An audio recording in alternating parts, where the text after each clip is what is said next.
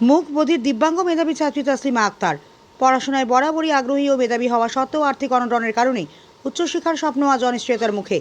উচ্চ মাধ্যমিক পরীক্ষায় উত্তীর্ণ হওয়ার পর কলেজে ভর্তি হয়ে পড়াশোনা চালিয়ে যেতে চাইলেও পরিবারের দুর্বল আর্থিক অবস্থার কারণে তা সম্ভব হচ্ছে না।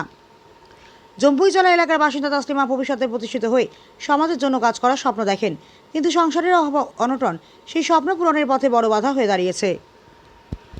পরিবারের পক্ষে কলেজে ভর্তি, পড়াশোনার খরচ এবং অন্যান্য শিক্ষা সংক্রান্ত ব্যয় বহন করা কঠিন হয়ে পড়েছে। এই পরিস্থিতিতে তাসলিমার বাবা মা রাজ্যের মুখ্যমন্ত্রী সহ সমাজের বিত্তবান ও সহৃদয় মানুষের কাছে সাহায্যের আবেদন জানিয়েছেন। তাদের আশা সরকারি সহায়তা বা সমাজের সহযোগিতা পেলে তাসলিমা তার পড়াশোনা চালিয়ে যেতে পারবে এবং নিজের স্বপ্ন পূরণের পথে এগিয়ে যেতে সক্ষম হবে। স্থানীয়দের একাংশ মনে করছেন, প্রতিকূল পরিস্থিতির মধ্যেও যে ছাত্রী উচ্চ মাধ্যমিক পর্যন্ত পড়াশোনা করেছে তার উচ্চশিক্ষার সুযোগ নিশ্চিত করতে সরকার ও সমাজের এগিয়ে আসা প্রয়োজন। এখন দেখার বিষয় তাসলিমার এই আবেদন কত দ্রুত সংশ্লিষ্ট মহলের দৃষ্টি আকর্ষণ করে এবং তার শিক্ষা জীবন এগিয়ে নিয়ে যেতে কী ধরনের সহায়তা মেলে। ব্যুরো রিপোর্ট, প্রতিদিন ত্রিপুরা। ভাইয়া, আমি গরিব মানুষ, তারা পড়াইতাম পারি না।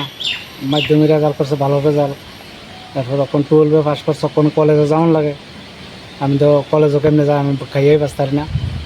তারপরে জম্পুইজলাতে বিশাল করবা অথবা উদয়পুর কলেজটা আমি পড়াই যেতাম না। মুখ্যমন্ত্রীর কাছে আমি আবেদন করি, 5,000 টাকা ভাতা বলা আছে, বা নাহলে স্কুটি, বিকলাঙ্গ স্কুটি ওইলেও তাকে নিয়ে পড়াইতাম, কলেজে নিয়ে পড়াইতাম। হ্যাঁ, কি কথা কইতে পারে না? কথা কইতে পারে না, কানও শোনে না। এটা রক্ত দেওয়ান লাগে, কদিন পরে পরে জীবনে রক্ত দেয়।